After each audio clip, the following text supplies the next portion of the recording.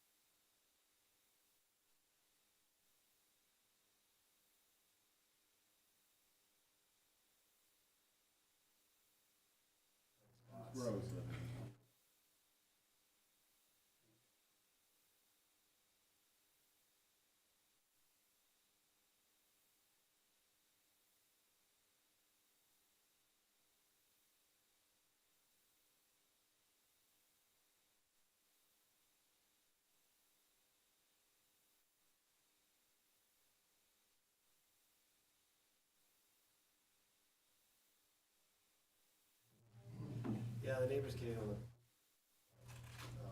gotten better at second guessing them now, so it doesn't happen too often, but yeah, sometimes they go up into Sand Hill Heights or wherever they travel, miles. Yeah. Good evening, everyone. The hour of 6:01 having arrived, I will call to order this regular meeting of the Planning, Licenses, and Development Committee. The meeting is being broadcast live on the City of Keene YouTube channel and channel 1302. The video is also streamed on the city's website and is posted on the website by the end of the next business day, barring any technical difficulties. Copies of the printed agenda are available in the wall pocket as you entered the meeting room. The public and other city councilors will be recognized to ask questions and comment on the agenda items under discussion. After being recognized, all remarks are to be made through the chair. I will not recognize an individual a second time until everyone who wishes has had a chance to speak. Anyone who wishes to address the committee is asked to go to one of the microphones in the room and identify themselves by name and address prior to speaking. Written comments from the public will be accepted at the city clerk's office until Tuesday at 1 p.m. I will now call to order this regular meeting of the Planning, Licenses, and Development Committee and declare a quorum is present, thankfully. Thank you, Councilor Williams, for making it in. I know we're short a couple of members. We have a vacancy on our committee right now, and we had a member not be able to make it with us tonight. So we do have quite an agenda, though, so we are going to jump right in. I think our first item is the animal control program, and we have our new animal control officer here with us.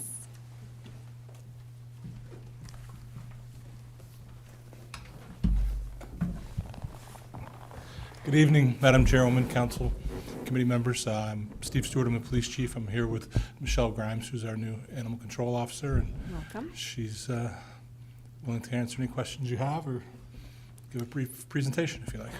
Great. Do you Good have evening. something prepared for us, or do you want to start with questions? I am interested to know, or interested in what you guys are interested to know about the position and what I can answer for you. Can you give us a little bit of a highlight of like what your work week looks like and what are some of the things you get called to address? Sure. I would say that I like to think of the position as a mediator for the locals, for neighborhoods, making sure that I can not only keep peace, but find solutions, whether they be creative or something that's a black and white type thing. Always making sure that I am hearing both sides of the story and keeping biases out. So offering resources and education and just trying to keep everybody safe. Great. I think that there has been a lot of conversation, and even at this committee, we've talked a lot about our own ordinances, and we've given the staff a little bit of direction on following up on that. I don't know, Elizabeth, if you guys have any feedback on that from our last meeting? Sure. So one of the things we did take a look at was our forfeitures. And in the city code, section 1036 talks about forfeiture fines for a nuisance dog, a menace dog, and a vicious dog, and those are defined in there. And we do have the ability to increase those fines for the second offense. I took a quick look at this afternoon. It looks like the first offense is in line with the state statute, but the second offense for each of those has some room. So, for instance, the nuisance dog right now is at $50 for a second offense, and that could go to $100. The menace dog is currently at $100 for a fine for a second offense, and that could go to $200. And the vicious dog is currently at $200 and could go to $400. So there is some additional room for increased penalties for the second offense for those different categories. Should the council desire to do that, we would bring forward a change in the ordinance. Okay, that's great information. I think we can talk about that here in a minute, if you guys are open to that. Yep.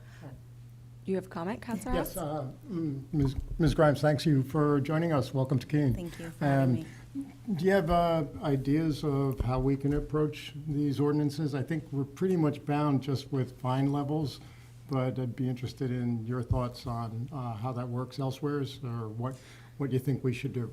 Sure. I certainly think, if nothing else, it opened up a very important conversation. And Amanda and I have had multiple conversations with the chief as well in defining what it is that we are looking to do and how is it that we can oversee, if you will, whatever it is that we put into place. My biggest concern is being able to follow through with whatever it is that is decided. Certainly, I am looking at what other local animal control officers have done or might do, whether it be New Hampshire or other states.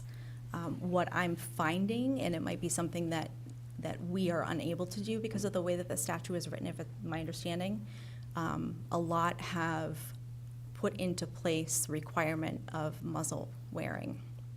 And I realize that we're kind of bound by what we have here in New Hampshire. So unfortunately, I don't have additional creative thoughts about it. It often will revert back to owner compliance. And unfortunately, not everybody feels the same way about ownership and what the responsibilities are. So it's a tough one. Yes, City Manager. And I just wanted to add, having Michelle on board is really important because we have, had a vacancy there for a period of time. And just having someone be able to follow up on a complaint, reach out to the person that's making the complaint, and then reach out to the dog owner if the dog owner is known. Because oftentimes, she can be a great mediator for those types of situations, and it's not just relying on the fine, but it's relying on a conversation about the conflict that's happening and how that might be resolved. So I would love to give Michelle some time, she's new in this role, to really get a sense of the dynamics of the community and where she might need some additional authorization.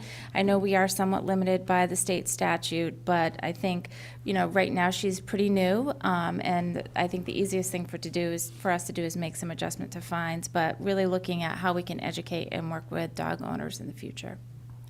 And are you, do you have resources available at your disposal for training opportunities for people who have had issues with their dogs attacking?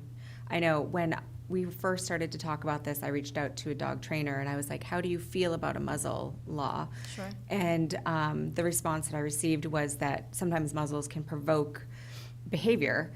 And he obviously is a trainer, so he's going to advocate for training. And Sure. he was like, that's kind of what we do a lot is work with dogs who've had aggressive behaviors and train the owner on how to be safe with the dog and the dog how to be safe Right. in public. So is that something that you've been able to come up with a catalog of places that If you people will. could access? What I can tell you about behavior and trainers is everybody has their thoughts or feelings about certain things. What I can tell you is, with certainty, any dog could get used to wearing a muzzle if they were reinforced positively prior to. That doesn't mean we have the time to do that. I agree with what the trainer is saying, that in some cases, depending on the personality of the dog, just putting a muzzle on it could create an intense backlash. Mm. Dogs are either fight or flight, and if they don't have the ability to do either, then things can escalate. Being a professional trainer myself, I have many, many colleagues in the area, so yes. Do I have resources? I have resources in the way that I have referrals. With that said, depending on the type of training, depending on the type of dog, really, and what the owner is able to do, because to be honest with you, it's not always the dog.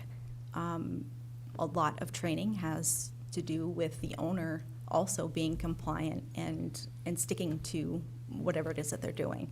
So, yes, I have resources. I'm able to, help facilitate that type of stuff if that's what is decided. Okay. I do think that as the year progresses, it would be interesting to hear back from you on, I think we hear anecdotally here at council about incidences, but we don't really know the extent that there are things happening, and the introduction of the new dog park, which we're hoping is a wonderful experience in the Right. community. It would be interesting to get some feedback and to see if this is, an occasional thing that, and the majority of your time is spent. I'm not sure, working with, if you work with wildlife, or if you get calls about people who have bats in their attic, or, what the extent of our animal control officers' responsibilities would be outside Right. of dealing with this particular issue. This seems to be what's come before us quite a bit Right. lately.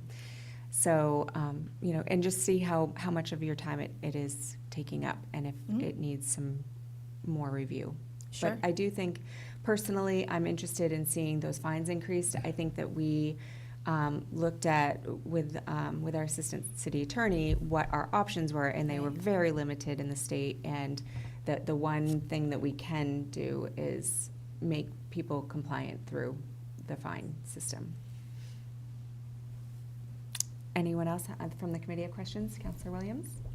Well, just, I do agree to an extent with the idea of raising fines, but, at the end of the day, that's punishment, not prevention, and I would like to find a way to prevent this from happening.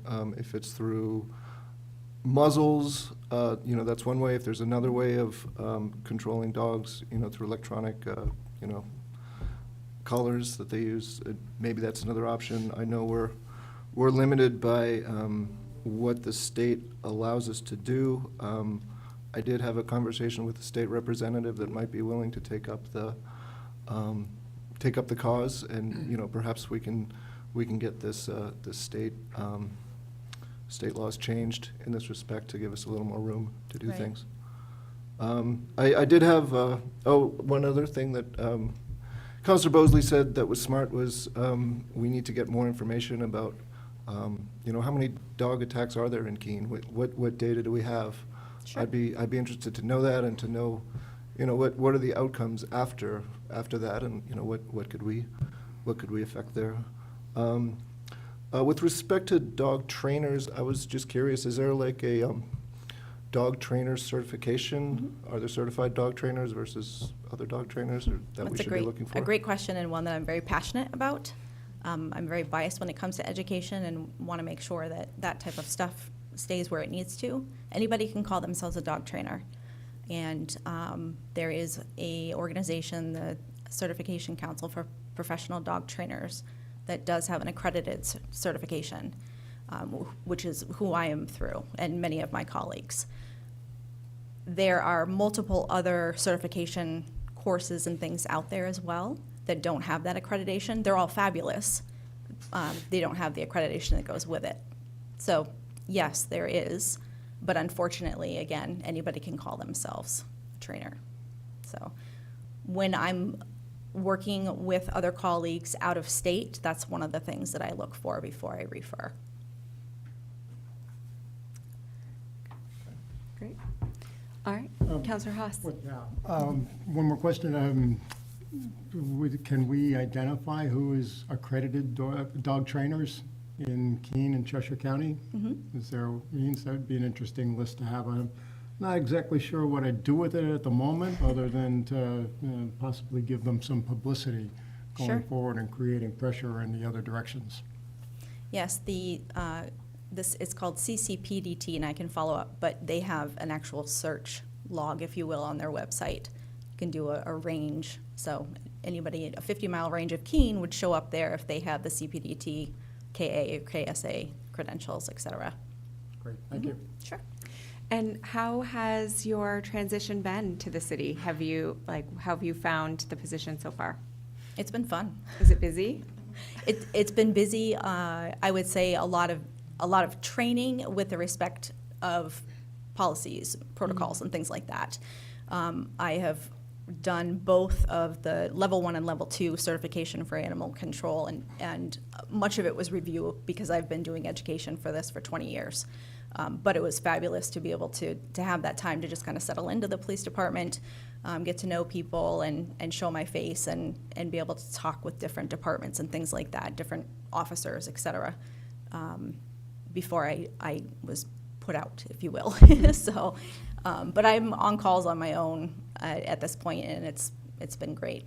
If I need help, everybody's been willing, and I'm working with the Humane Society, Beth, the humane agent down there. So it's been, I would say for me, a pretty easy transition because all of this incorporated into everything else that I've done. Again, it was just more of the brick and mortar policies and procedures. So. Yes, I did have, I believe Officer Chamberlain had found himself with a stray in my neighborhood a few weeks back, and he was shopping him door to door to see if he could find him his home. But I suggested if he was very well behaved, and I was like, maybe he would be a good dog for the station. But I don't think he made it that far. I think he might have ended up back at the Humane Society, but I know that's got to be a good relationship that the department has, and I'm sure that they'll help in the process of if you find animals that need to get back to where they belong. Yeah, absolutely. So the other value that Michelle brings is really just being a subject matter expert on these animal issues that the police officers aren't, and they don't see enough. But it's not just biting dogs or unregistered dogs or dogs at large, just neglect issues, just a lot of different things that come in terms of investigations. And she knows what she's looking at in terms of, is this animal really neglected, or is this just someone's opinion? And it's really valuable to have when you need it. And are you seeing incidents with other animals outside of dogs? Are there any farm animals, or what type of calls do you think you typically get? Sheep and cattle, so far. Interesting. Horses would be another one too. Livestock, the way that they present is much different than a house animal, if you will. And if it's not something that you're used to, I can 100% understand why and appreciate why someone would be concerned. Their body score conditions and things function very differently than dogs and cats, as well as their requirements for hay and water and things like that. So again, going back to being not only a mediator, but educating has been a huge portion of this, not only this position, but what I do. Because it's important to me to make sure that if somebody has a specific thought or opinion about something, to have them be open to understanding why it's important that a cow constantly has hay. It's not because they're hungry all the time, it's because they need to regulate their temperature. So when I have those conversations, I have felt it's been appreciated because people have a better understanding of, it wouldn't have dawned on me. I would have thought maybe the animal was eating too much or too little, or so again, going back to what the chief was saying, having that education and knowledge and the ability to communicate those things to either party has been invaluable. Well, great. I think that we're very lucky to have you. It sounds Thank like you. you have a good handle on things. I am going to ask if there's anyone from the public who has any questions for us tonight on this. Okay, seeing none. Thank you guys both for joining us tonight.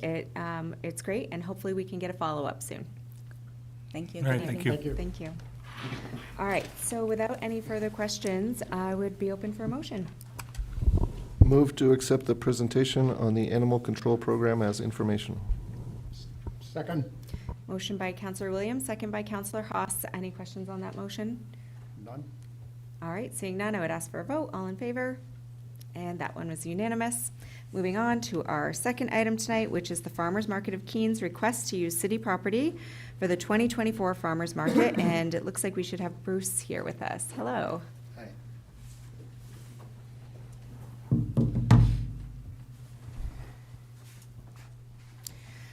Welcome. So do you want to get us started with this is your annual request? This is- So I yeah. know we've seen you here before.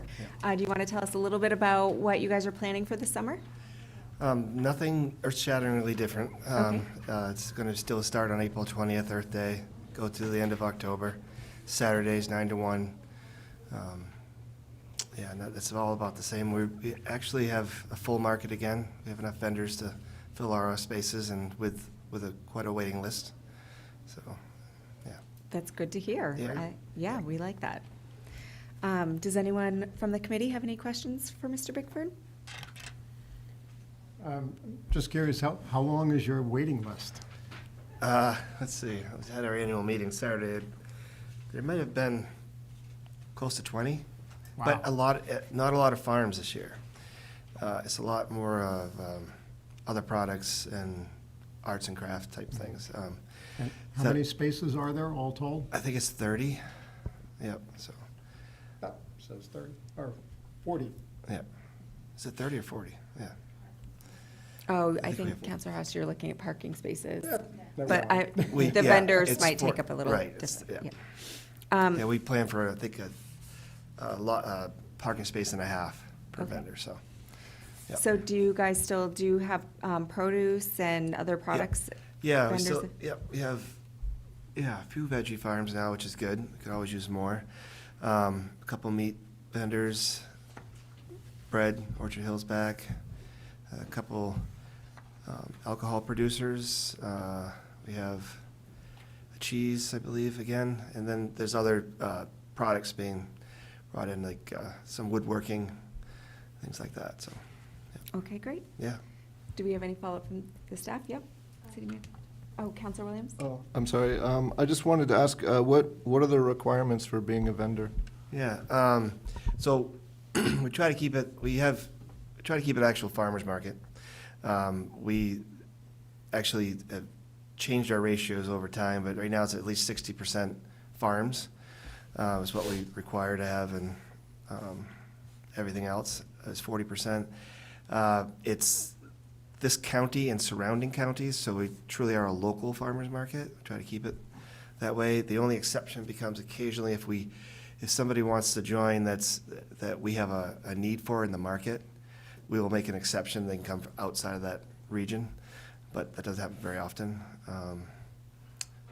Yeah, I think that's pretty much it. And insurance, just basic stuff, so, yeah.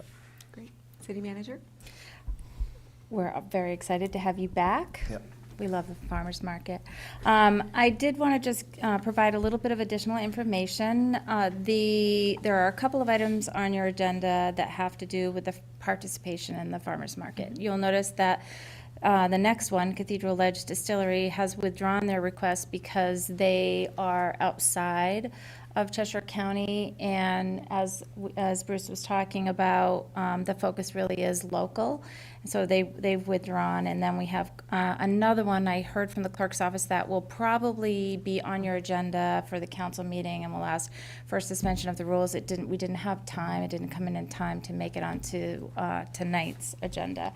But this request is for the total of the 40 spaces. So we have 18 lot spaces and 22 on-street parking spaces. It's the same footprint that we've used in the past. And the parking office would love for me to point out the value of the parking spaces. And the value of the parking spaces is just over $5,200 for the season. And typically, over the last couple of years, the charge for the farmer's market has been $932 for the season. Okay, great. Yeah. Thank you. All right. Do we have any questions for the manager? Counselor Williams? Just what is that $932 based on? it's based on some sort of formula from many years ago that has not been adjusted. And we actually had this very conversation because we probably should look at it at some point. But to be honest, we talked about it during COVID, and everyone was struggling, and so we didn't feel like there should be an adjustment to the fee. And the farmers market has a very narrow margin to be able to operate, and so we haven't brought forward any changes, and it's been the same fee for a while. But we should probably look at that at some point in the future. I'm not sure if you want to wait until after the downtown project, because there will be some disruption at some point when we do the Gilboa Ave phase of the project. We'll likely have to look at a different location for the farmers market, maybe downtown or another location, and those are things we'll need to talk about over the next couple of years. Councilor Williams? I do think we should consider raising it, but probably not this year. Good to know. Councilor Haas? Yeah, thank you, Bruce. Is any chance of any of your vendors being interested in expanding their schedule? I'm thinking especially during the downtown project where it might be valuable to have them. Expanding the schedule beyond October 26th. I don't know if you got much earlier than April 20, but Is that October. weather related? It's primarily weather-related and availability, but there is potential for sure there. Actually, yeah, a lot of us still, vegetable-wise, are selling stuff into December. Right, we've been wholesaling for a month now, so there's there's definitely possibilities there for sure. yeah, perhaps that's something we can explore going forward and Yeah. see if we can. Oh, yeah. There's plenty of other, and besides just produce, there's other vendors that produce, the bakeries and the alcohol, meat, all that could be expanded as well, for sure. Yeah. City Manager? Just to add a little bit to this conversation, the next phase of the downtown project, which I think is being reviewed tonight in the public forum, and then we'll be back before MSFI, is looking at the Gilboa Ave and the Railroad Square area. And it does include a proposal for a covered structure where the farmers market is, so that they could potentially operate for longer periods of time and in inclement weather. Yes, I mean, ideally, I think it's such a special thing in the city that it would be great to see it operating as close to year-round as you could make it. Obviously, there are going to be some months where it would be impossible to be outside, but it would be great to have you guys. We've had, to the last maybe 3 years, we had a winter market, actually, for quite a few years, and actually it was really well attended. We had it over at Elm City Brewery in that venue, and then once it was sold, the owner, we couldn't make a deal, but that was really well attended, and I think there was people that went right through most of the winter. And then we were over at the Waldorf School for a while, which is a little more off the beaten path, so it wasn't going so well, so we went back to just December. But we have attempted and done year-round markets here in Keene in the past, so. Well, maybe that's a conversation that we can have as we work on this downtown project to see what type of symbiotic relationship the city can have with the market. Yeah, we would love to have that conversation. Great. Well, I'm going to open it up to the public. Does anyone have any questions that they would like to ask about the farmers market proposal? Yes, come on forward, and please state your name and address for the minute taker. It's Blake Amaker. I'm owner of Copper Cannon Distillery. I'm actually not sure if I was supposed to be up here with them or not, but the farmers market in general, this is more commentary than a question. The farmers market in general has been really great for Copper Cannon Distillery. We attended as a guest applicant last year.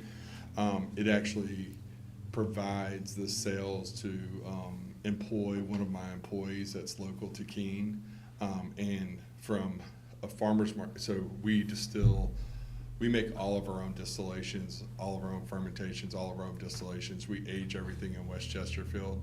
So we're still in the county, but we're outside of Keene. Mm-hmm. And the farmers market has actually been really great, and people actually come and look for us now. It's been really good to promote my business and just helping employ locals within the Keene area. without it, I wouldn't be able to employ that person. So it has been a great opportunity for me. And as far as agriculture goes, we try to pull as much product locally as possible. I mean, we get grain from just over the border in Massachusetts and from Lee, New Hampshire to make our whiskey and our wheated bourbon. And then we also try to pull as much, and we also get potatoes from just over the border in Massachusetts to create our potato vodka. So we try to really produce with local products as much as possible, and then our byproducts, the mash, actually go to a local farmer in Surrey, New Hampshire. So we have basically, or everything we do is pulled from the local community, or in our output, our byproducts are actually pushed to feed some cows in the Surrey area. So I don't know if I made the agenda. I was told okay. Yep, Okay, I'll shut up. It's the next one, yeah. But I can't say enough about it. It's been really good for our small business, and I just appreciate the opportunity to talk and appreciate you guys letting us in. Great. Well, thank you for those comments. Anyone else? All right, seeing none. Do we have any other questions, you guys? No? All right, I would be open for a motion. All right, I will move to recommend that the Farmers Market of Keene be granted permission to use 22 spaces along Gilboa Avenue and 18 spaces on the other side of the median strip in Commercial Street parking lot from Saturday, April 20, 2024 to Saturday, October 26, 2024. Said permission is subject to the following conditions. 1, the furnishing of a certificate of liability insurance in the amount of $1 million, naming the city of Keene as an additional insured. 2, the signing of a standard replicable license and indemnification agreement. 3, the receipt of a total rental fee of $932 payable on the first day of every month at $155 per month. 4, access to city electric shall be provided at a fee of $60 for the season. 5, obtainment of all necessary permits, licenses, and compliance with all laws and compliance with any recommendations of city staff. It's further recommended that the Farmers Market of Keene be allowed to erect sandwich board signs on city property prior to the start of sales, subject to review and approval by city staff with respect to the number and location. The signs must be removed immediately after the sales have been concluded. Second. Good morning. There's only three of us. It's complicated tonight. So I have a motion by Counselor Haas, seconded by Counselor Williams. Any questions on that motion? Anyone from the public? All right, seeing none, I would ask for a vote. All in favor? And that is unanimous. We're excited to see you guys back here. Glad to be back. Thanks. So our item number 4 is the Copper Canyons Distillery's request to participate in the Keene Farmers Market. And I believe Kevin has spoken with us already, but you can come on forward, Kevin.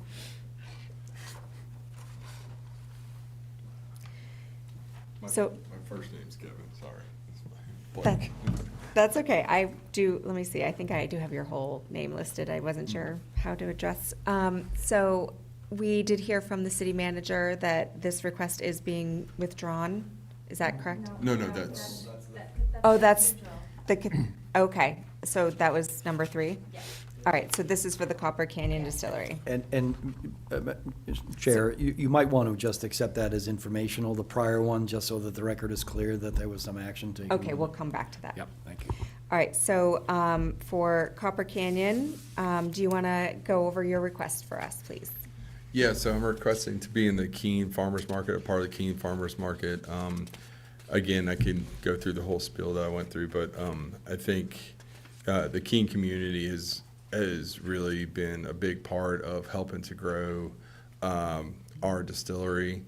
And again, we try to do as much donations as possible that we can, bear to the local community, whether it's donations of our barrel-aged maple syrup or actual liquor. We've done stuff with the Keene Country Club.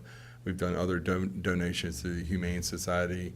So we try to do as much possible for Keene, But in general, this market is a big part of our business and a big part of the revenue that we need just to support the people that are local to Keene. So there's a guy who actually lives in Keene who comes and does a lot of our farmers markets, and he actually gets paid from that farmers market. So that actually provides revenue that goes back into the Keene community, which is important to us, right? We want to put money back into our communities.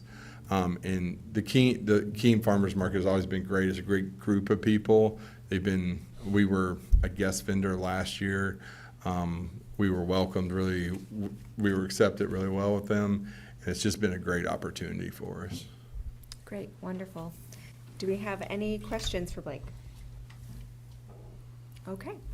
Oh, yes, city manager. While you're in Keene, Mhm. we have lots of places you could look to expand, so. Right. So if this works out for you, let me know. I can talk to that. I mean, I have been considering a satellite facility. Alcohol's a weird thing, right? So we do comply with all the New Hampshire Liquor Commission regulations, permits, and we offer other products besides alcohol, like rib rub and our barrel-aged maple syrup. And we have considered some type of satellite tasting room associated with us. I haven't looked, to be honest with you, I haven't looked in Keene that much, but I know there are some openings that are coming up here and there. But we there's some stigma associated with alcohol, and we like to try and do it right? And everything we do, we try to do locally for the community and just have fun with it, right? So I'll keep that open, right? So, but I've been seeing some openings, and we've talked about it, but we have a pretty beautiful facility. Just to give you I could probably talk about this for an hour and you can shut me up, but our facility is located in West Chesterfield. And if you guys remember where Market Basket is today, there used to be that big red barn out there, right? That big, beautiful, I think it was the Bardwell Farm Barn. When they actually tore that down, we took pieces of that barn to build our barn. So there's beams in Copper Canyon Distillery that are from that barn, and there's also the air handlers and cupola, if you actually look at a picture of it, are actually on our barn now.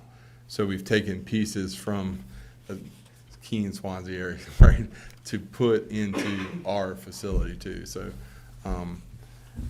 Keene is actually kind of a part of it, right? So. Well, I do appreciate the attitude and the references to the local community and the fact that you guys were able to reuse some of that barn. That was such I, as a child, would drive by that and be in awe of that structure. So that's really, really unique, and it's great that you were able to do that. Our city attorney has. I have a very important question on a reference that you made a little bit earlier. Mm-hmm. What is weeded bourbon? It's not weeded, What? for the record. Yeah. It's WHEA, like wheat, like bread. Oh, Did- wheat. No, we're not, yeah. Got it. I was gonna say. I'd be driving, That's a I'd be really driving a interesting Ferrari That's outside. Vermont. No, so it's so we do, I don't know if we want to go into this here, but we actually, so there's regular bourbon that's usually like a 10 to 15% rye content. We actually are on the higher spectrums of a bourbon, so bourbon is at least 51% corn, aged in brand new barrels. We use wheat as a portion of that mash bill, so it's a 30 to 40% wheat content in the fermentation prior to us distilling it. So not weeded. So I'm from Louisiana, so I like mumble a little bit. So sorry about that. Yeah, no. All right. Well, The do you have chief any more police might be at questions my from the place. committee? No, thank you. Oh, Counselor Williams. Just to say that I appreciate the work you do. It's important that we have companies like yours building a local value chain, especially in agricultural products. You're an important part of that value chain, creating markets for farmers, and even your waste products go to farmers and stay local, and that's so important, and I just want you to know I appreciate it. All right, thank you. Anyone from the public have any questions? All right, seeing none, I would ask for a motion. Move to recommend that Copper Canyon Distillery be granted permission to sell alcohol and provide individual product samples to patrons at the 2024 Keene Farmers Market on city property, licensed to the Farmers Market of Keene in accordance with the requirements of the State Liquor Commission. Said permission is contingent on the following: submittal of a signed letter of permission from the Farmers Market of Keene, attainment of all necessary permits and licenses, and compliance with all laws. Second. We have a motion by Counselor Williams, second by Counselor Haas. Any questions on that motion? The only question is after, so the city manager will sign our permit. And I send that off to the New Hampshire Liquor Commission. I just need to get an approval letter back to email to you guys, just saying like, hey, we approved it, and that would close the loop with the requirement, right? City manager? Yes. Okay, Exactly. I just want to make sure that, because we'll submit it, we have all the other insurance paperwork and everything. I just want to make sure I close the loop properly. Great. Sounds good. Okay. All right, all in favor? And that is unanimous. All Okay. right, thank you. Hey, thank you guys. And I'm going to jump backwards here just really quickly because we did have a distillery that did withdraw.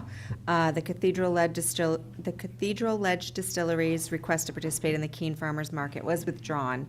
I don't believe that anyone came to speak to this tonight. Do we have someone from staff who'd like to just make a comment for us? Yeah, just reiterate what I had stated, and that is the this is a distillery that is outside of the Cheshire County area, Okay. and so when the farmers market was looking at their applications, they chose the ones that were local, and so they're now withdrawing their application. Great. Do we have anyone from the public who has any questions about this? Seeing none, I would ask for a motion. Oh, I get the good one. Easy one. I move to recommend that Copper Canyon Distillery be, sorry. I move to recommend to accept the communication regarding the Cathedral Ledge Distillery request to participate in the Keene Farmers Market as informational. Do I have a second? Second. A motion by Counselor Haas, seconded by Counselor Williams. All in favor? Aye. And that is unanimous. All right, and we've made it halfway to, we have the Brewbakers Cafes, request to use city property adjacent to Wilson Street for outdoor dining. And I believe we have Mr. Murphy here with us this evening. Greetings, Jeff Murphy, owner of Brewbakers Cafe and Terranova Coffee on Emerald Street. Been working with city staff over the last several years, sorting out this kind of no man's land on the Wilson Street side of our building, which is part of the property of the building, but at some point it was assigned as a right-of-way for the city. So up until about 2 feet of the building, there's a right-of-way. Over the first couple of the COVID years, we were allowed through the emergency order to have sidewalk seating out there.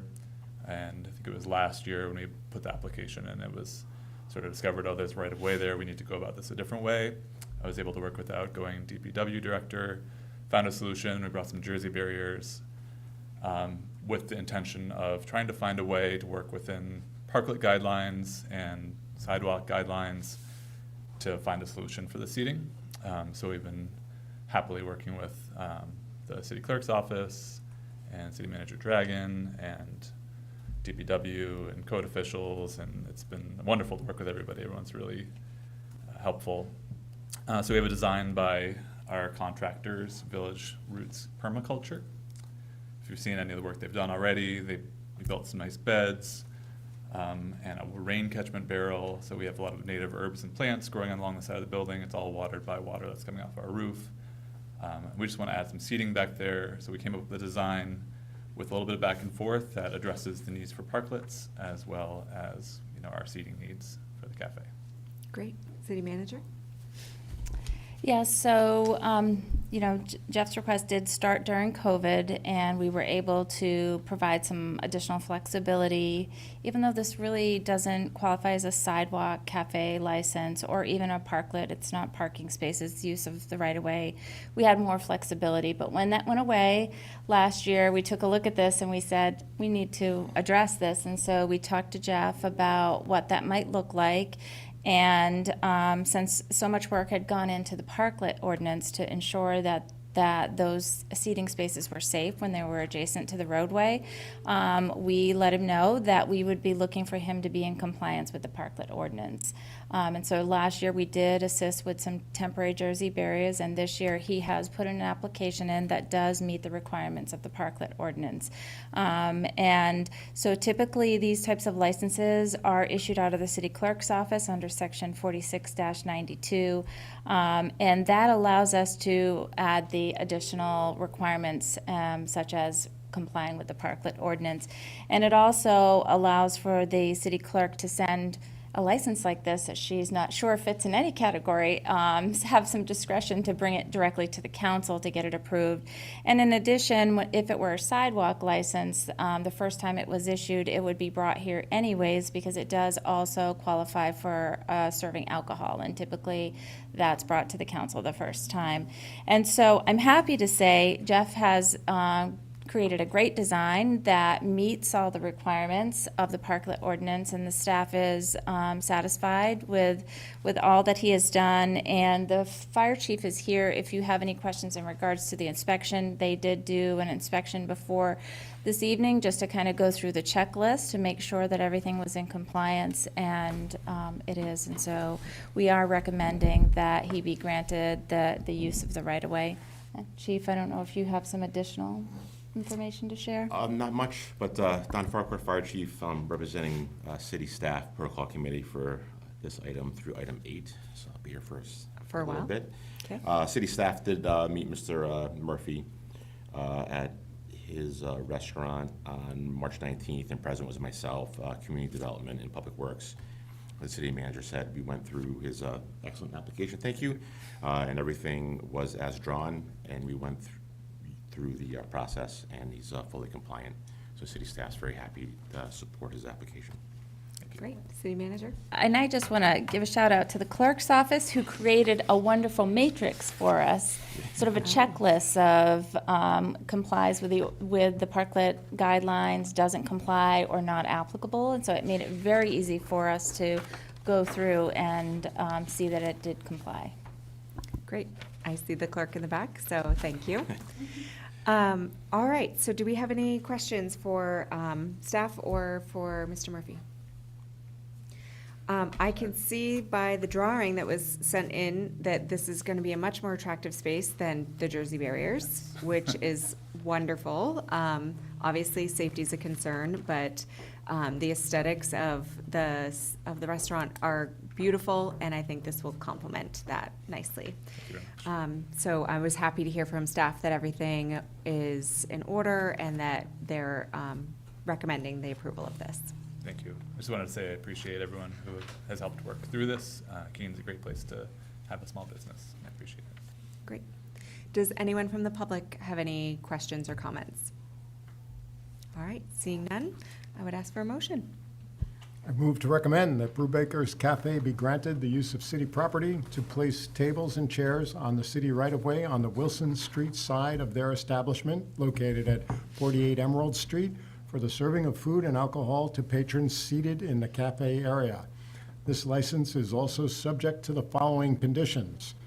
1, subject to the signing of a revocable license and indemnification agreement, submittal of a certificate of liability insurance in the amount of $1 million listing the city of Keene as an additional insured, compliance with the requirements of Chapter 46 of the City Code of Ordinances, compliance with the administratively issued City of Keene parklet guidelines that are applicable to the particular area of use, compliance with any other recommendations of city staff, that no materials, gravels, or other alterations to the site may be made without prior approval from staff, and that the property be maintained and returned to its original state at the expiration of the license, with staff reviewing the condition of the area at the end of the season to determine any needed maintenance. This license shall expire on November 1st, 2024. Second. Motion by Counselor Haas, second by Counselor Williams. Any questions on that motion? Just a question in terms of renewal for this. Yep, city manager. So, once this is approved, in the future, the license will be approved administratively. That's great. Excellent. Wonderful. Seeing no questions, I would ask for a vote. All in favor? Aye. And that is unanimous. All right, thank you very so much. Appreciate it. Thank you. Item number 6, Keene Pride's request to use city property for the Keene Pride Festival on September 15th, 2024. And welcome. I think Chief Farquhar is going to stay with us for a while. We have Adam Topher with us this evening. Hello, thanks for having me. I'm Adam Topher, Keene Pride's board president. And we're looking to do Keene Pride Festival for its third year on September 15th, right here on Central Square. It's essentially the same plan as last year and the year before. Well, not the year before that we had Railroad Square in addition to Central Square. So it's very similar to last year's plan, which is really just Central Square and a little bit of Roxbury Street. The same time frame, it's noon to 6 p.m. There's not a whole lot different really at all compared to last year. Our first 2 years have been really successful. We had over 100 vendors last year and everyone had a great time. It was really wonderful. Wonderful to hear. Yeah. Well, welcome back before us. Thank you. I like seeing these annual requests. We've got a couple coming up tonight, and that means that people are using the city for these festivals, and they're having a successful experience, and they're wanting to come back and do it again. So, Absolutely. Chief, do we have a follow-up from staff? Certainly, we met with Mr. Topher and his team, staff did on March 19th. To his point, it's basically a carbon copy of the previous year's application, so no changes whatsoever. So city staff is very comfortable with the plan as presented and are happy to recommend that the license is approved. Great. Anything additional from the manager? Nothing additional, just happy to have them back. Thanks. Great. Any questions? Yeah, Counselor Haas? one question, Adam, thank you. Thanks you for doing this, first of all. Any particular learnings from the prior festivals that you'd like to speak to? I mean, I could be here for hours. I mean, only 3, no more than maybe 2. I mean, I'd never done anything like this before, so everything was had a learning curve to me,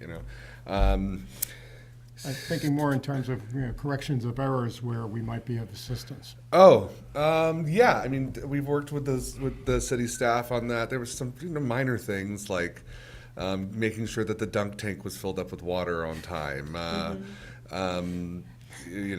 We as an organization we chose at the first year. We had space down at Railroad Square and everything was just too disconnected, so we wanted to centralize everything into Central Square.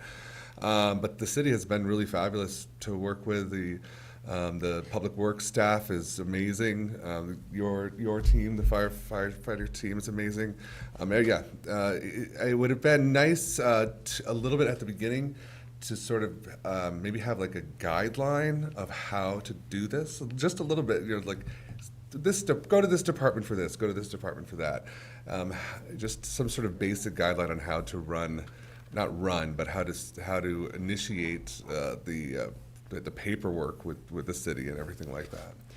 So I appreciate you saying that. We have talked, coming out of COVID, quite a bit about revitalization, and originally we had hoped that Gilboa Ave would become the epicenter for our festival crew. People love our square. Yeah. And it's really hard to let go of that iconic version of Keene. And so everyone wants to be up here at the top of the square. And I appreciate that. It's beautiful and it creates that backdrop that people want to come down for as well. But we had talked about, like, how do you, I want to just address something that you said, that you had never done this before. Sometimes you need somebody who's never done it before to do it the first time, because if you know how the challenge is, you can get intimidated by that, right? But like once you've jumped off the cliff, you figure it out, which you did. And I think that us having some sort of generic, easy plan that can start a new festival off would be helpful. We had talked about it for the Gilboa Ave area. I think that the daunting idea of how you put up barricades and how much these things are gonna cost, and what is the police requirement, and what is the initial investment gonna be for the organization that's funding it. Those are those hiccups that I think prevent people from getting started, right? And it's overwhelming, and if we had some sort of, and it will change year to year and on the cost of all those things, but if we have some filter that Yeah. can get people going, I think that's a great suggestion. Or even what a protocol meeting is. Because Yeah. I had no idea what that was when I started this. We and take I that kn- for granted now. Yeah, yes. now I completely understand, but just, just some basic things like that. Sure. Oh, it's all noted. All right. Any questions from you, Counselor Williams? No? All right. Anyone from the public have any questions on this one? Seeing none, I would ask for a motion. Move to recommend the Keene Pride Group be granted permission to use downtown city rights-of-way on Sunday, September 15th, 2024, to conduct a Keene Pride celebration, including participating downtown businesses decorating their storefronts for the week leading up to the event date, conditional upon the following. This license is granted based on the event scope presented to city staff during the protocol meetings held to date. Changes or additions to the license may require that an amended license be issued by the city clerk, and no changes to this license or the associated protocol documents will be accepted after August 1st, 2024. The furnishing of a certificate of liability insurance in the amount of $1 million, naming the city of Keene as an additional insured. The signing of a standard revocable license and indemnification agreement. That the agreed-upon footprint and layout for the event shall encumber Central Square, including the traveled portion of the road requiring the following road closures. Central Square, West Street at Central Square with a slip lane for eastbound West Street traffic to go south on Main Street. Roxbury Street from the easterly side of the Hannah Grimes parking lot to Central Square. Washington Street from Vernon Street to Central Square, and Court Street from Winter Street to Central Square. That the petitioner is permitted to place porta potties and a dumpster in city parking spaces located at the base of Washington Street, and additional porta potties on Roxbury Street from Friday, September 13th, 2024 to Monday, September 16th, 2024, which will be chained together and affixed to ensure they are not vandalized while unattended overnight. That the actual event will be held from 12 p.m. to 6 p.m., with the times for setup and cleanup to be established with city staff. That free parking be granted under the provisions of the free parking policy for city parking spaces on Washington Street and Roxbury Street needed for storage of equipment from Friday, September 13th, 2024 to Monday, September 16th, 2024, and spaces within the event footprint on the day of the event. The submittal of signed letters of permission from any private property owners for the use of their property, and said permission is granted subject to obtainment of any necessary licenses or permits and compliance with all laws and compliance with any recommendations of city staff. In addition, the petitioner agrees to absorb the cost of any city services over and above any amount of city funding allocated in the FY25 community events budget. Said payment shall be made within 30 days of the date of invoicing. Second. Motion by Counselor Williams, seconded by Counselor Pauls. All right, I hope you followed along. We've got a couple long motions like that tonight. Any questions on that motion? Nope, I think that all made sense to me. Great. Anyone here have questions? None. Anyone from the public? Seeing none, I would ask for a vote. All in favor? And that is unanimous. Thank you very much. Thank you so much. Thanks, Chief. Really good to see you. Item number 7 tonight, Pathway for Keens, request to use city property for the 4 and the 4th Road Race, July 4th, 2024. And I believe we have Sarah Green with us. Yes. Good evening, Madam Chair and Council. Sarah Green, Great. President for Pathways. Wonderful. Would you like to tell us a little bit about the race this year? It's like the previous 20-some-odd years racing, but this year our goal is different. You've seen our fundraising efforts go to the rail trails through Hardpack, the solar lights. You've seen North Bridge, South Bridge. We're now focusing on Prowess Bridge. It's still a few years out with CIP. However, when you look at where can we get our paths and get our locals further, we'd like to bridge the gap over 101. So it's the first segment of fundraising towards a very large project. That's wonderful. I feel like Counselor Jones, if he were here, would be able to give us some more details on the amount of money that you guys have raised, but it is significant. Yeah, usually it's a $40,000 to $50,000 check we cut every year. The next big project, however, is substantial, but we started last year. We call it bridging the gap. We started last year, we've worked this year, and this is going to be kind of a long haul like Northbridge and Southbridge were, but it's just pick away at it a little bit, and we'll bridge the gap and we'll get people over 101 safely. That sounds wonderful. I know that there has been plans in place to make this happen, and I'm sure the city is welcoming your support. Thank you. Do we have protocol from staff? We all met together on April 2nd to go through the protocol, and as stated previously, same as it's been for 20 years. They do a great job running the event. We've never had an issue, so city staff is very happy to support the application with any comments. Great. Have any questions from the committee? No? Anyone from the public have any questions about this one? All right, seeing none, I would ask for a motion. I move to recommend that City Council grant permission to Pathways for Keene to sponsor a running race on Thursday, July 4th, 2024, subject to the signing of a revocable license and indemnification agreement and the submittal of a certificate of liability insurance in the amount of $1 million, listing the City of Keene as an additional insured.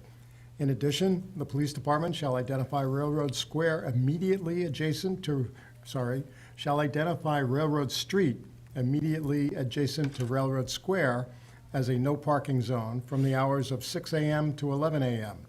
This license is conditional upon the petitioners providing an adequate number of volunteer race marshals to ensure runner safety along the course and subject to any recommendations of city staff. Petitioner agrees to absorb the cost of any city services over and above any amounts of city funding allocated in the FY25 community events budget. Said payment shall be made within 30 days of the date of invoicing. Second. I have a motion by Counselor Haas, seconded by Counselor Williams. Any questions on that motion? No. Anyone from the committee? The public? Seeing none, I would ask for a vote. All in favor? That is unanimous as well. So we're really excited that you guys are back here before us, and this will go to council next week. But I'm sure that you'll see support from us. Thank you very much for your time, and hope to see you on the course. Thank you. All right, number 8, Keene Young Professional Networks request to use city property for the 2024 Taste of Keene Food Festival. We have Mike Giacomo listed here, but I think we have a stand-in. Counselor Madison, welcome. My name's Mike Giacomo. I don't know why you guys would have Mike Giacomo. There was no bow Where's your tie, tie? so we knew. Extreme confusion. Yeah, so I'm actually sitting in for Mike Remy, who is actually a city councilor. Which is as well. interesting, with how the paperwork ended up. Yep. But we're happy to have you, Counselor Madison. I'm happy to be here. I was going to be here anyway, so. That's true. So, Mike Remy's given me a little brief on it, so I'll occasionally be looking at my phone. I swear I'm not on social media. Basically, we're looking to do this for a 4th year. My role in planning it is largely as a peon and kind of assistant, but I am on the board for the organization for, I think, 2 more months until I retire. The last 3 years have been highly successful. Just to give you guys a quick background on it, it came about during COVID, specifically in 2021, when a lot of our restaurants were hurting. Not everyone was able to accommodate the socially distanced seating, and we came up with the idea of having a food festival so that people could set up outside, and hopefully people would come from outside of town, try the different dishes available at Keene restaurants without having to go there and get a full meal, and then hopefully be interested to come back and spend more money at our great restaurants. It was a phenomenal success. We did it a 2nd year, then a 3rd year, and now we're looking to do it a 4th year. This is not a money-making opportunity. All the money goes back to the restaurants. Basically, people buy tokens. They redeem the tokens for a little taste of food, 1 or 2 or 3 tokens. We'll get you a different size thing. We then collect tokens at the end of the day and then pay out. What we pay out is a little bit less than what people buy the tokens for. That extra money goes to just covering costs. In a good year, we will break even. Last year, we were in the red a little bit, so it's definitely not a money-making opportunity. A lot of the money to fund this event comes from sponsors. For the most part, same deal as last time. A couple big changes. In the past, the event has only gone down to Railroad Square. Now we're looking to extend it down to Eagle Court. The reason why is a number of businesses were a little upset that they weren't on the main thoroughfare, so they didn't get the same foot traffic that a lot of the businesses up here at Central Square and along that part of Main Street got. So we're looking to expand it that way south a little bit more. Also, we realized it was a lot easier for people to make a U-turn at Eagle Court and Emerald Street than it is at Gilbo. So it's going to kind of alleviate two problems. The other big change is the beer garden. We used to have a beer garden that was located at Hannah Grimes. You know, those under 21 were allowed in. You needed a wristband if you wanted to buy alcohol.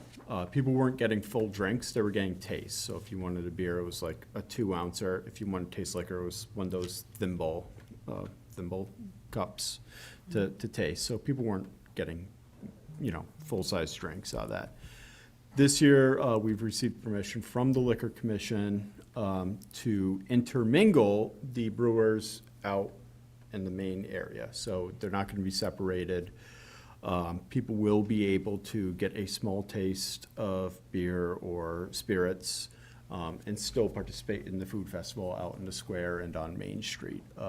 To facilitate this, KYPN is going to be hiring 6 private security guards, and Keene Police Department is going to be providing 6 officers to make sure that those without the 21 or over wristband will not be imbibing. And to make sure that people are not going to be leaving the premises with their drinks. We think that's a pretty good plan. Believe we've run it by protocol. I was not present for the protocol meetings. I was Remy. And I think the city and the organization have come up to an agreement as to how this would work. And so we're looking for the committee's approval. Wonderful. This is it feels like tonight is the night of the festival or of the event. We're getting geared up for the summer, it looks like, and we're really excited that you guys want to come back. As you were speaking, it made me think that we will be distributing alcohol at the farmer's market, and we're not asking for extra security, so I'm very happy that you guys are going to be providing that. I'm excited to hear from the chief to see what the city staff is saying about that change. We met a few times, and we're in agreement with the Councilor Madison had to say. 100% in support of moving it off of Gilbo onto Eagle and Emerald for reasons stated. That turn became very difficult and became quite intriguing when a coach bus tried to make that turn. So that was a clear issue last year, which takes corrective action and has some positive benefit to overall event space. The alcohol part of it was interesting, and I think we covered it very well. We had a meeting, myself, Councilor Remy, and Lieutenant Maxwell from the police department had a meeting with Lieutenant Williams from the Liquor Commission to explain, as it's laid out here, the more dispersed layout of the serving of the alcohol. Not uncommon in the state. They've been very successful in doing very similar things throughout time. I did not see any issues with it whatsoever as long as we took certain measures, and I think we came through that very well. So as the councilor said, the 2 control measures in place for the alcohol commission was looking for is wristbands for anyone over 21, and just a second safety measure that the servers will only be serving in a specially marked cup of 2 ounces in size. So it'll be a distinctive cup. So if anyone is in that event space drinking alcohol without that specific cup, it's clear to those observers that that alcohol should not be there. And again, both of those control measures we're in alignment with what the Liquor Commission has seen successfully used. And again, the outtake of that meeting, Lieutenant Maxfield obviously was very involved in it, and as a compliment, I really appreciate Lieutenant Maxfield's keen eye towards event safety and physical protections, and he felt very comfortable with it, and that is a worthwhile comment because he is, very conservative and very, very good at what he does. So I take his approval as being significant. And the one other thing was probably worth mentioning, because it did come up during that discussion in the Liquor Commission, is how the intersection of the event and current people that are permitted to serve alcohol, what that looks like. And the basic answer to that is anyone in the event area that has their own quote defined area, they have their own rules, and the event has their rules. So to kind of get in front of any potential conflict, the Liquor Commission or any sort of issue or unpredictable issue, the liquor agent will come down and speak with each of the licensees who currently hold liquor permits in the event space and discuss with them exactly what this event does. So how their license intersects with the event license as well. And basically that's framed out as if I'm drinking alcohol at this restaurant, I can't walk out in the main street. That also was supported by the fact that it has a specific small cup. So it laid out very well, and everyone was very, very comfortable where the end result was. Great. Do you have any questions from the committee? One question. Councilor Ross? Yeah, Councilor Madison, thank you. Would it be possible for the tokens to be sold, to be used at restaurants outside of the footprint? Understand the footprint's important because it creates a festival environment, and we have the road closures. They're convenient in the areas you defined, but they could be useful outside of that footprint for those restaurants just adjacent to, or even someday, maybe all of Canton. Maybe sometime in the future. I think for right now, the purpose of the tokens are for the street vendors, the restaurants that set up, a little shop on tent on the street. I think if someone wanted to go into a restaurant, they could just use, good old fashioned cash. Which will still work that day. Yeah, cash usually works. And I believe when I was reviewing this, that there's going to be a similar number of vendors expected, but with the expanded space, there is some conversation about including the art walk, because this does coincide with the art walk that day. And I think that relationship has been great, that Keene YPN has worked in conjunction with the art walk, and that the art walk feels like they get quite a bit of exposure because of the downtown traffic that day as well. And that there might be able to include some additional vendors because of that extension of the closure. Yep, that was a bit of an accidental discovery last year. During the process, we realized we were scheduling it for the same time as the art walk. And initially, we weren't sure how that was going to go, but it turned out to be very mutually beneficial. A lot of our vendors were able to set up and participate, and a lot of artists got a lot more exposure. We got a lot of positive feedback from the art walk. As well as attendees were like, hey, there's not just food here, there's also art. Like, it really brought together a lot of the really positive things about this city. Our vibrant art scene and our very vibrant restaurant scene kind of together as one is really cool, and it's really something that puts us on the map. Great. City Manager, I saw you had a comment also. Just a question that came to mind. Will the private security guards and the police officers be containing the alcohol consumption to the area where the food is being served, or will that migrate down to Railroad Square where the art is? My understanding is it will be contained to the footprint of where the food is. And my understanding is the same. So the term that is the cornerstone of all of it is the defined event area. So the defined event area, the alcohol has to stay within that. Okay.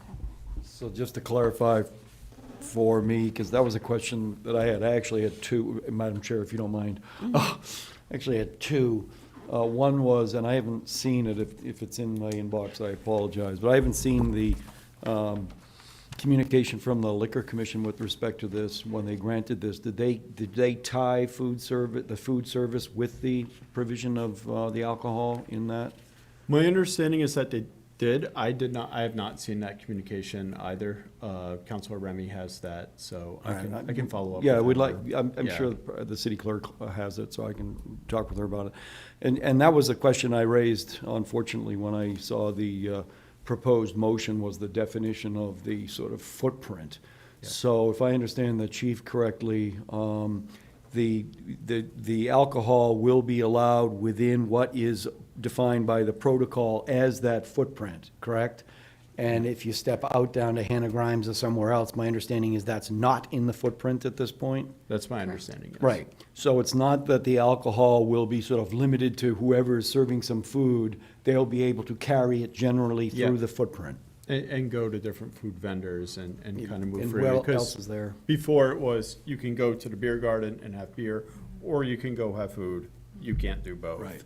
And we didn't think that made a whole lot of sense. All right, good. Well, thank you very much. Thank you. Thank you.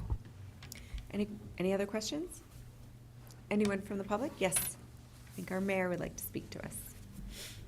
Yeah, thank you, Madam Chair. And I'd just like to point out some of the interconnections, as you have been starting to talk about as well. I have had a lot of conversations with downtown businesses about how they want to position themselves as a group. And it is, in fact, that the downtown project is causing them to want that kind of unified voice, or at least a group that will share their opinions as a downtown business core. What I want to point out is that we have approved a auto show in May. You're about to approve, I believe, a food festival in June, a pathway run in July, a Pride Festival for September, and a Halloween Fest in October. What I'm trying to demonstrate in our individualized actions is that, in fact, there is something collective about that. And it gives a marketing opportunity for the city and for each of the individual projects to together convey, hey, Keene is a happening place. And every month, you can count on the fact that there's going to be some type of outdoor festival in Keene that brings us together as a community, and we use our downtown as that community convening place. We already know that that's the case, but in fact, it's a marketing tool that can maximize the visibility of the city and of the events individually and collectively. Thank you, Mr. Mayor. I would also say, since we've done the list, we don't want to leave out the music festival and our ice festival. I think our downtown is such a wonderful resource and brings us all together. And even just driving through and seeing the energy that these events bring, it's really magical. And it's what we need to make it through some of these big projects. It revived us after COVID. Hopefully we'll figure out a way to continue this all through the downtown project. The businesses are gonna need our support, and the festivals are gonna need our support, and we're gonna have to work together to make sure that these things continue, even when we're under construction, because this is the part of Keene that I don't wanna see get lost. Councilor Madison? If I may, Madam Chair, I completely agree. And something that I've kind of noticed in the last 10 years that I've been here is we're kind of quickly becoming a city of festivals. And I say that in a very positive way. We've just listed off 7 festivals. A couple happen in the same months, but generally speaking, every month out of the year, except for a few during the winter, there's something going on downtown. There's a big reason to go downtown, to visit the shops, to visit the stores, to visit artisans, to get outside and, enjoy the city with your neighbors. And it's something that's really great about the city, and it's something that really sets us apart from a lot of the other cities both in this state and our neighboring states. And I think it's something that puts us on the map. Yeah, I totally agree.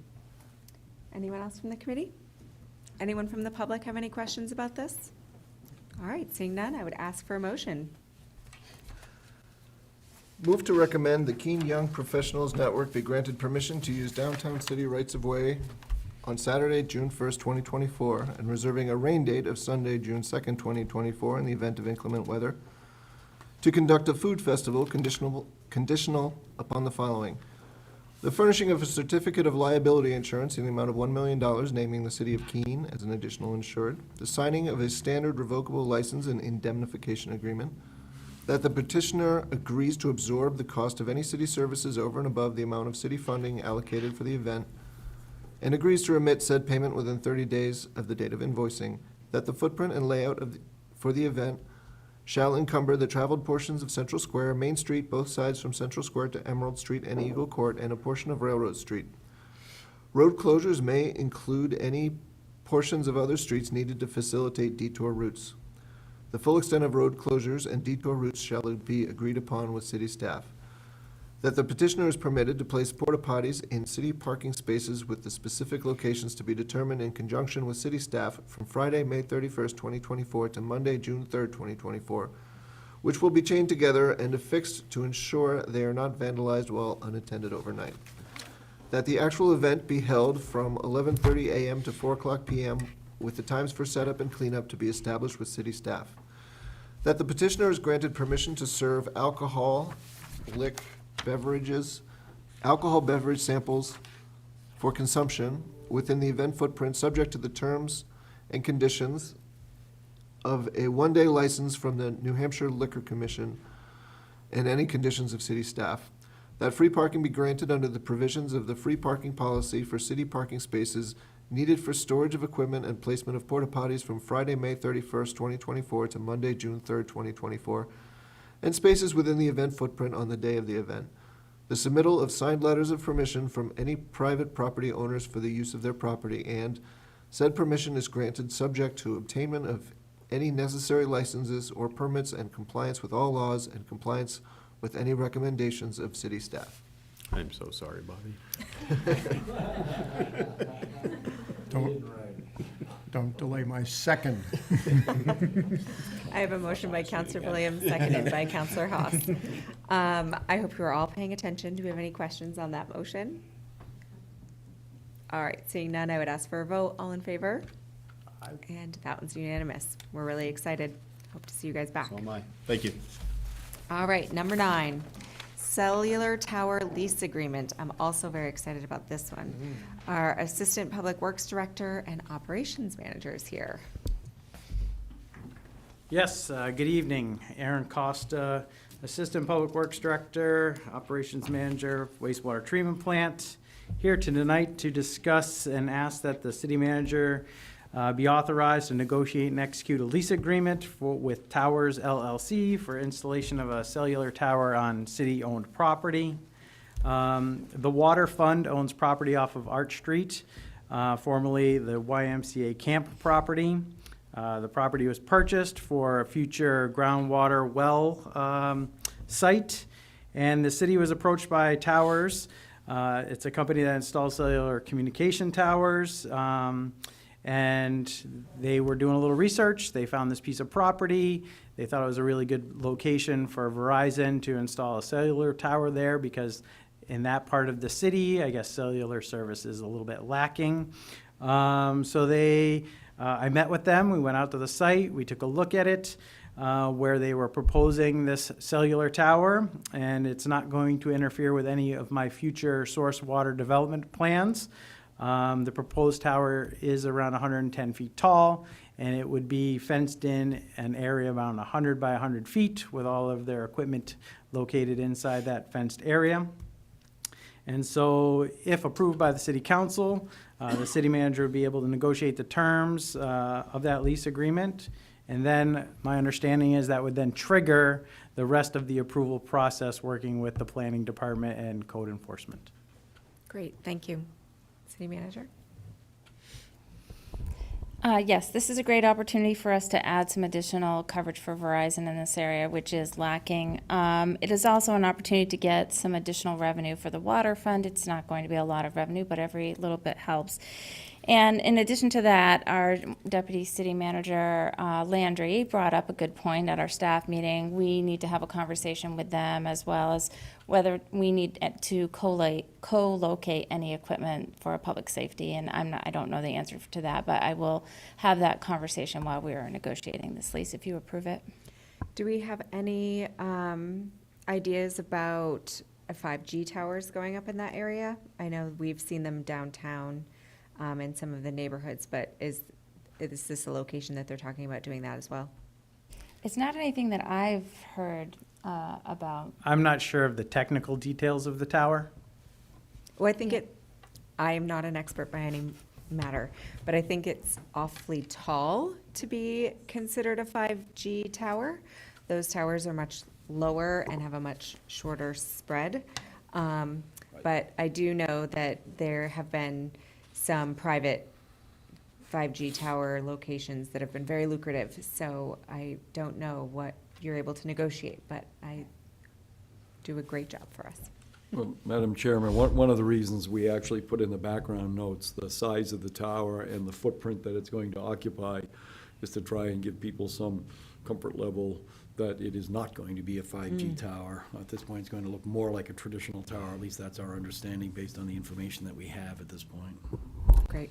And I can, as a cellular user, tell you that that area is underserved, and hopefully this will, that they will allow coverage from other cellular companies to, I don't know if they share bandwidth or how that works. I believe that they have some sort of agreement with each other to help minimize the amount of towers that they need to erect, but it will definitely assist because that section of Keene has some clear areas where you don't have service. Any questions from the committee? Yes, well, I just heard one of my questions partially answered, that do we have other testimony or evidence of the weakness of the cell signals in this area other than anecdotal? Okay. Well, we have at least one, so. I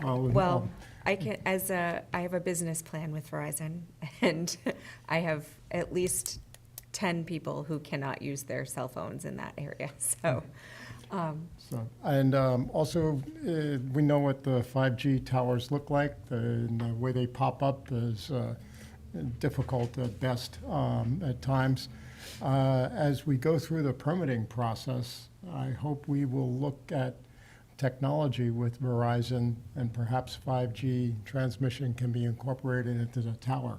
Technology changes very fast here, and remote 5G, it doesn't go very far. That's why these towers pop up, but perhaps there's something that could be done at this time. So just a recommendation to staff. Great. Thank you, Aaron. Thank you. Counselor Williams? Slightly technical question. Do you know if this is a monopole tower or a lattice-style tower? So I do have a drawing that I could show you. I Okay. can share with you. So this is what they're proposing. Tree tower. Oh, it looks like a tree, and isn't going to fool anyone, but. So it is a monopole tower. I have seen these things fall over in the wind, which is one reason I asked. They do need to be maintained. That was in a Caribbean hurricane zone, though, so this might be not so bad. I do have a related question, though, is that this is 110 feet tall. Is there anything located within that 110 feet radius drop zone that if it did fall over, it might land on? No. Okay. Madam Chair, and Yes. and just to be clear, this proposal will go before the planning board, and there is a telecommunications section in our land use code, and a lot of these questions are going to be dealt with at the time that it goes before the planning board. Great. Thank you. Yep. Was that another question, Counselor? No. Anyone from the public have any questions on this? All right. Seeing none, I would ask for a motion. Move to recommend that the city manager be authorized to do all things necessary to negotiate and execute a lease agreement with Towers LLC for the installation of a cellular tower on city-owned property. Second. Now you know I'm here. Echo. A motion by Counselor Haas, seconded by Counselor Jones. Welcome, Counselor. I'm glad you could make it. We're almost done. You're going to be catching the tail end here tonight. Does anyone have any questions on that motion? Seeing none, I would ask for a vote. All in favor? And that is unanimous. Thank you. Thank you. Our last item tonight, Counselor Madison's potential changes to the council disciplinary process. And we did receive a letter from Counselor Madison that brought up some great questions. Do you want to address your letter with us? Sure, it'd be great. Counselor Andrew Madison, 178 Elm Street, back again. So unfortunately, this is a bit more serious topic than what I was discussing before. I did send in that letter, and that letter was sent in response to some troubling incidences we've had with candidates in the last few years. In our last two mayoral elections, we've had two different candidates had to have restraining orders taken out against them because of their behavior towards city staff. We had another city council candidate harass our firefighters on an online social media platform for not receiving their union's endorsement. We've also seen other incidences statewide. As Councilor Jones can verify at the State House, we've had a state rep who lived outside his district for over a year, continued to serve. And now, more recently, it's been revealed that a state rep from Claremont threatened to murder a police chief and then rape the wives and daughters of several police officers in town. He's currently a serving member of the New Hampshire State House. The Speaker of the House refuses to act on that. I know we have a disciplinary process. I've discussed it with Councilor Mullins, and I shared my letter with Attorney Palmera. My concern is that our disciplinary process is not robust enough, and that there's a disconnect for our ability to find out about these incidences and then to be able to act. And I realize that with candidates, there's very little we can do as a council.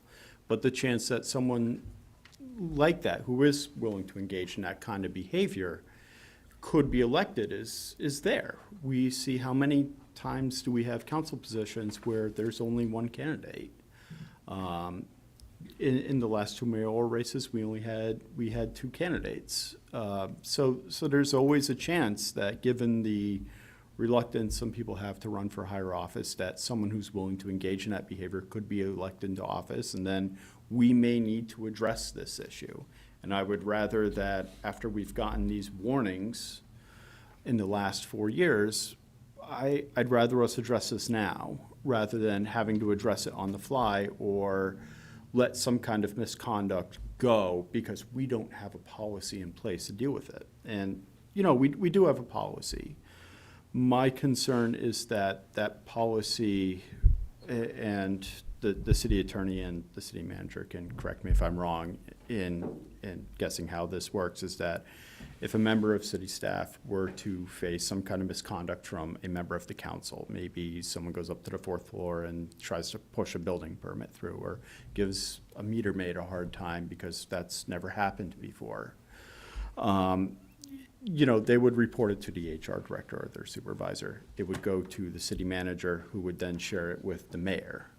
My concern with that is that it passes through too many single people, any one of which could block the complaint moving forward. And I want to be clear, I'm speaking in hypotheticals. I know you wouldn't do that. I know our current mayor would not engage in that behavior, but there's always a chance that someone who would could be elected to office. And as we're seeing at the State House right now, we're seeing a lot of misconduct from some state reps, some very egregious misconduct, and the Speaker of the House being completely unwilling to address it. I want to identify a way so that so that no one person can block an ethics complaint moving forward against a councilor. Am I making sense in that? Okay. So that's kind of the crux of what I'm talking about. Great. So I did review briefly before the meeting tonight our ordinance relating to the city council's disciplinary process. We have a copy of it here at our desks for everyone. And I was hoping we could hear from the attorney and from the city manager. Have we used this process before? What is, like, do you see the areas where Councilor Madison is having concern? We haven't used this. I've used the informal part. Yeah, there you go. Okay. Yeah, speak to that. Do you want to talk about? No, go ahead, yeah, go ahead. So thank you for bringing this up. So I've been here since 2017. I've not had to use the formal disciplinary process, but I have had to have conversations with the mayor at the time related to activity, conversations, behavior that got somewhat gray and at times might cross the line and made staff uncomfortable or put staff in a difficult position. And typically it's resolved at that level. But there is a potential that it could get to be more than that. One of the things that I would like to see, and we go through during the training when a new elected official is brought on, we go through a pretty extensive afternoon of training, talking about the type of government we have, the authority of the different positions, and specifically the non-interference clause in the charter.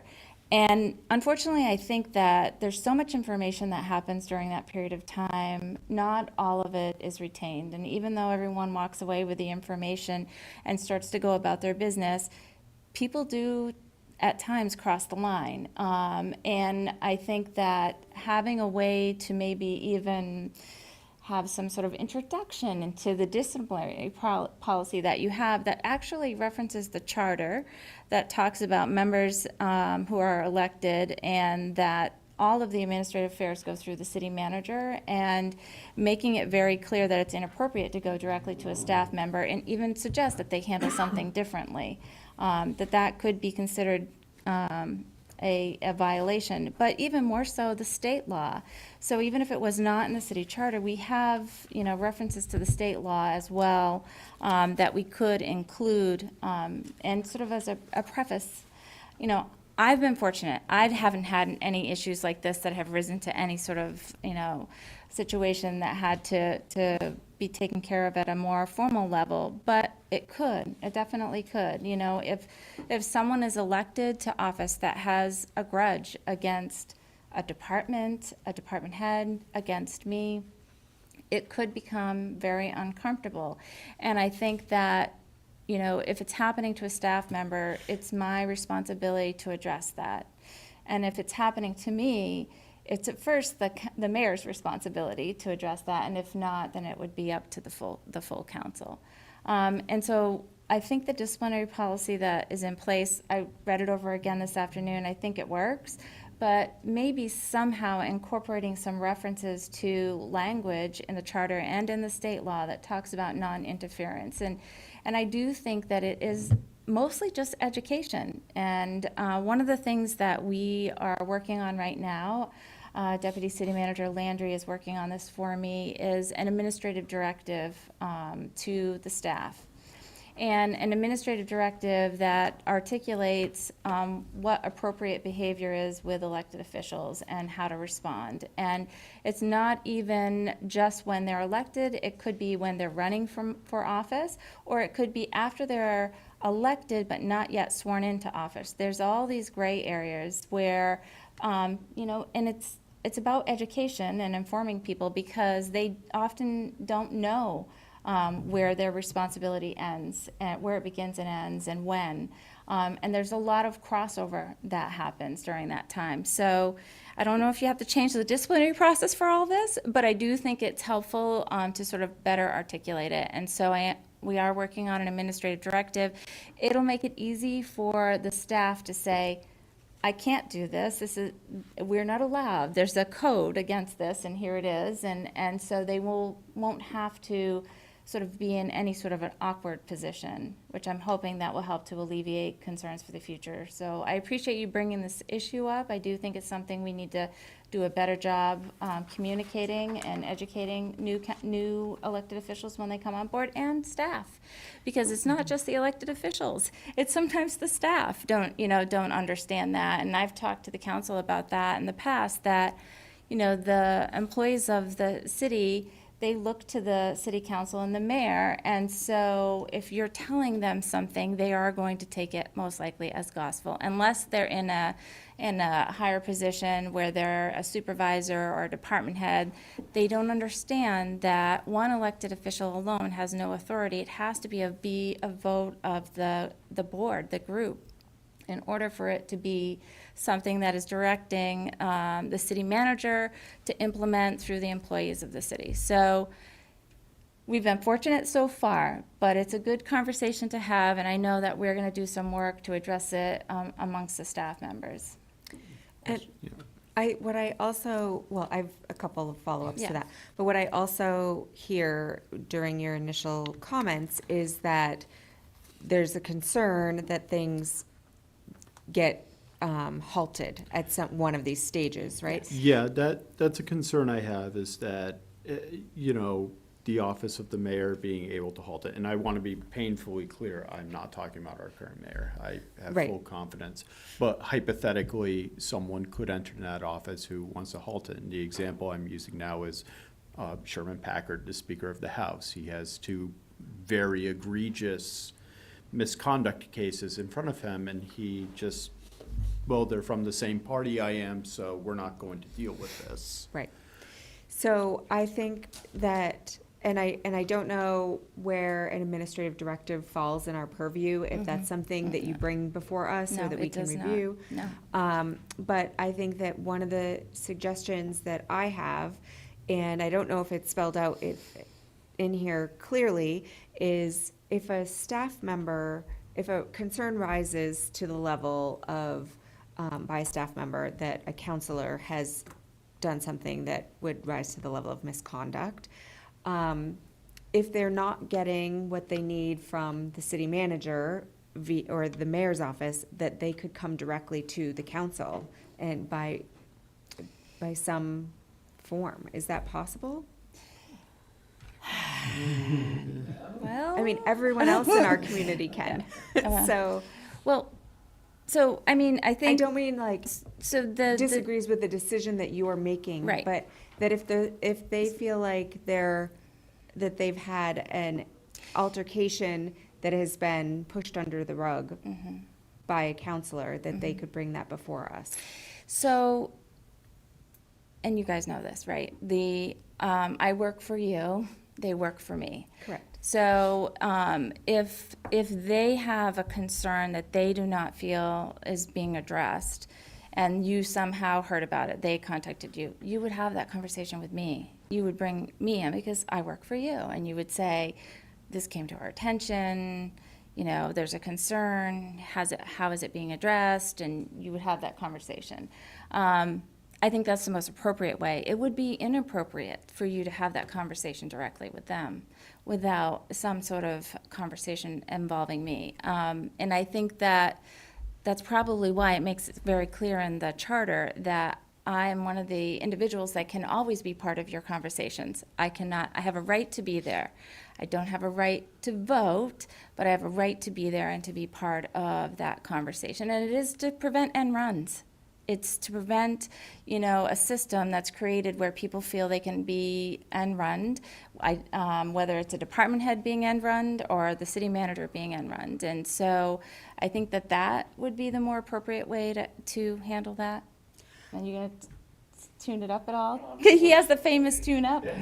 Well, I guess just before you speak, in regards to the mayor's office, Yes. if you had gone to the mayor's office and the problem was not resolved, that you have access to the full council to discuss personnel Yes. matter or to Yes. discuss a Yes. misconduct matter. Yes. That it doesn't, if you're not getting what you need from the mayor's office, that you can come to the group of us. Yes, and I do think that that's my responsibility. Responsibility, So if for some reason I take the first step and have an informal conversation, but it doesn't resolve it, and I probably would take another step and say it's not resolved, and then if that didn't happen, I would go to the full council.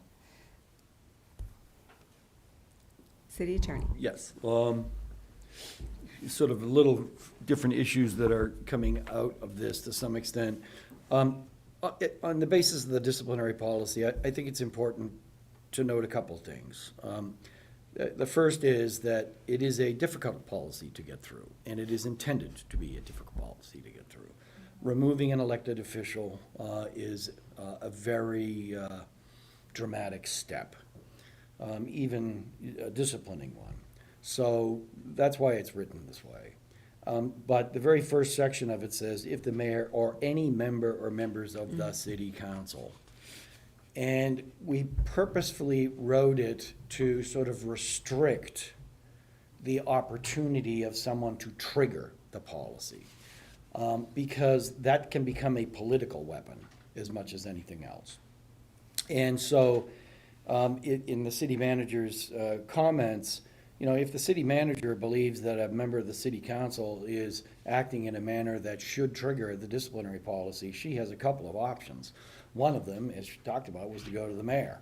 And back to the councilor's point, if the mayor refuses to do anything about it and the city manager thinks that that's inappropriate, the city manager can go to one or more members of the city council to request that this matter be reviewed.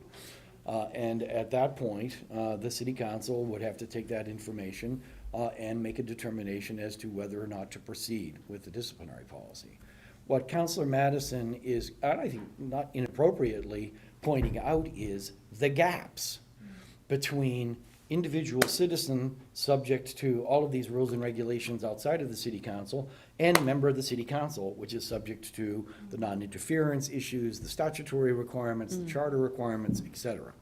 You have this individual who's in this sort of spot, running for elected office, not there in elected office yet, who may commit some sort of inappropriate action. A couple of answers to that are, and I think in the matter that the councilor was raising, in that particular instance, there was legal action that resulted from that. And even if this individual was elected to the city council, that person would be still subject to whatever legal action had occurred previously. The other thing to point out is, even if we have a member running for council who is acting inappropriately with a member of staff, once that individual is elected to the city council, then all of this applies. And if that individual member of the council continues to act inappropriately with respect to the staff, that's when the city manager has an opportunity to go and trigger the policy. So, I would suggest to you, while I appreciate Councilor Madison's raising this issue, and unfortunately, it seems to be an issue of a larger societal problem, quite frankly, there are opportunities to address it. Will there be some gray areas? Certainly, I think there will be. But I don't know anything about the rules of the the House here in New Hampshire with respect to the authority of the Speaker or not. But it's clear under our disciplinary process that it is not simply the mayor that has this opportunity.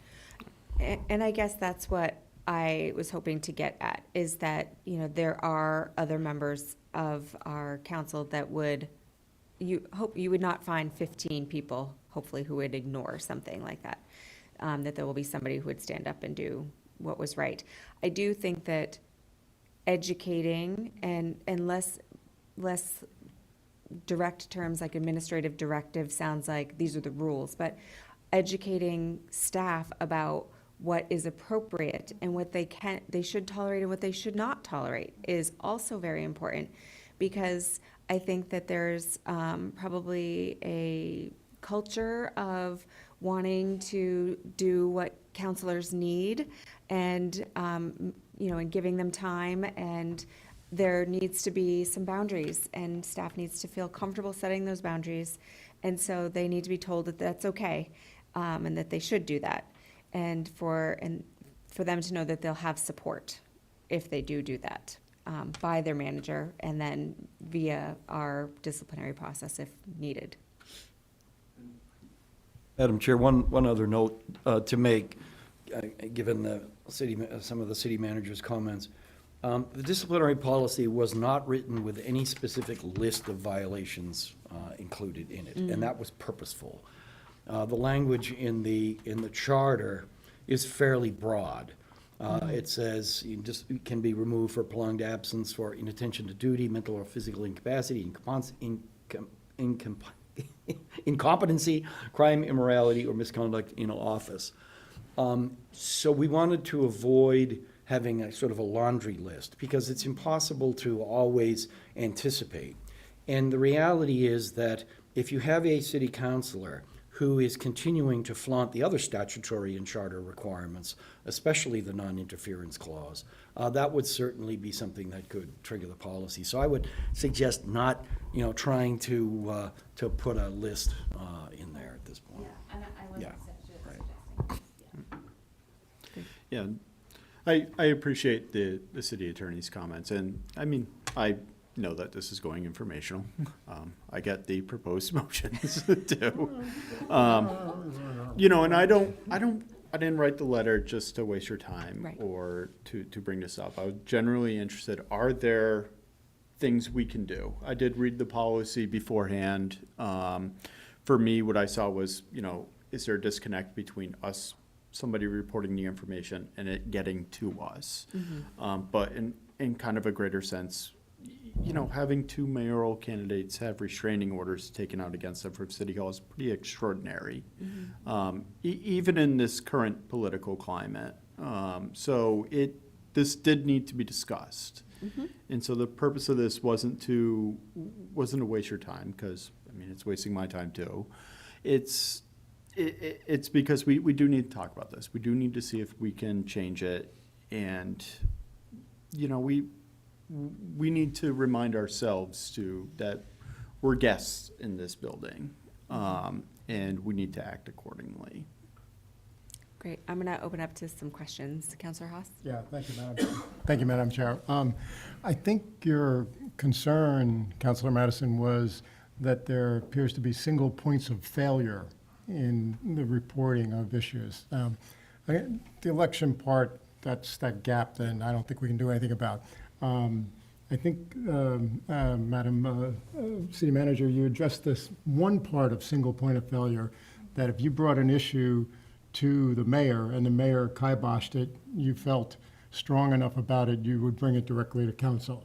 That works that way. I think the other direction then from department heads up through the city manager is a little weak in that could be your complete choice of kiboshing it at that level rather than involving another charter officer or something like that. But that's addressing your concern about single points of failure.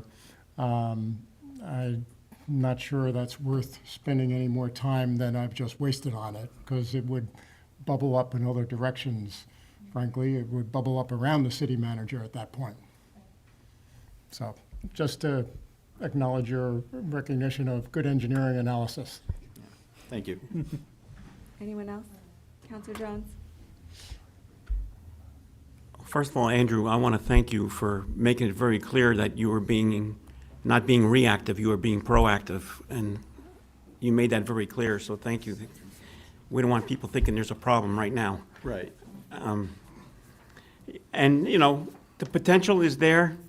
I've seen gaffes with some counselors over the years, way before any of this staff was here. We also had a mayor make a mistake one time, and as the city manager would say, it was just an education thing. He had to be told he couldn't do that. And that happens. But I thank you for bringing this forward. It is an issue that apparently society is dealing with right now, not just here, but everywhere. And thank you very much. City manager? So I will just add a couple more things. If an employee felt that they were being mistreated by a city councilor and someone other than me, because I would not allow it to happen, was in this position, there are other opportunities for them. So they can go to the HR department and report any concern that they have. Department heads can talk to the city attorney, and often do, and get guidance and recommendation from them. And then there is an opportunity in the charter for them to come to the city council. It would include a conversation with me as well. And so I do think there are multiple ways that would bubble up. around the city manager if the city manager was not addressing the issue directly. Great. And I appreciate that, because I feel like that's, if that's built into this process, that's what we're looking for.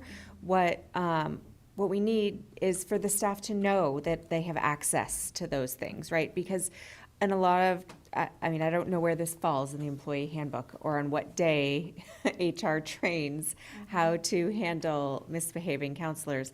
But they're, you know, like, just like we get harassment trainings and 91A trainings and regular trainings, maybe as part of a yearly program, at least the supervisors could have, you know, access to some policy to brush up on, so that they know how to handle their staff and. Yeah. And can I just add to that? That's a great idea. I'll add that to the list, because we are working on a training program that would be a regular training program on things like harassment and different topics. Because right now, you know, we sort of do it as we need to do it. And oftentimes it's not proactive, it's reactive. And so we've been working actually with retired Chief Russo to put together a citywide training program. And so I hope to roll that out. And this is a great topic to add to that. Yeah, I would appreciate that, I think. Yeah, I think it would be great. Okay. All right, any other questions, comments? Anyone from the public wishing to speak about this? All right, seeing none, I would ask for a motion. Counselor Jones, you want to close it up? Thank you. I believe the motion was to accept as informational. I think Bobby's got it right there first. Yeah, I move to accept as informational. Do I have a second? Second?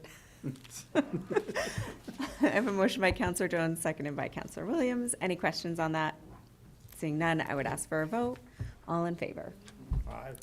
And that is unanimous. And thank you again for bringing it forward. And hopefully we can get a little bit of education going at the city level. And if any of these things are happening, they'll get brought to light. Thank you for your time. Great, thanks. All right, everyone, I think we have made it to the end of our very long agenda this evening. So thank you for coming, and Counselor Jones, I'm glad that you were able to make it. And we will see you guys all next week. We are adjourned.